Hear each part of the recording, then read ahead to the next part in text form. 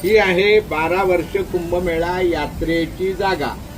हे रामचंद्रजी सीतामाता दर्शन, ब्रह्मतीर्थ, शिवतीर्थ, विष्णुतीर्थ, मुक्तितीर्थ, अग्नितीर्थ, सीतातीर्थ। सीतामाता अंघोळीची जागा, याला सीतेची नाणी असं म्हणतात।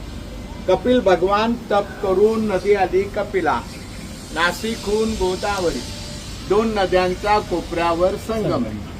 ज्यावेळेला रामचंद्र भगवान वनवासात आले त्यावेळेला त्यांनी सीतामातेला आदेश केला, आपलं मूळ स्वरूप अग्नीमध्ये गुप्त ठेवा।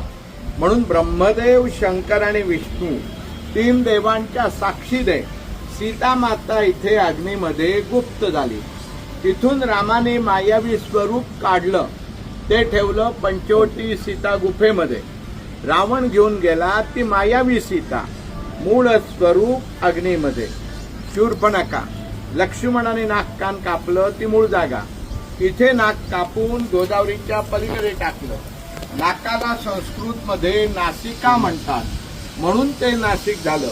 पावसाळ्यात इथलं दर्शन बंद होतं, म्हणून वरती पुतळा। आले हात, देवाला हात जोडा।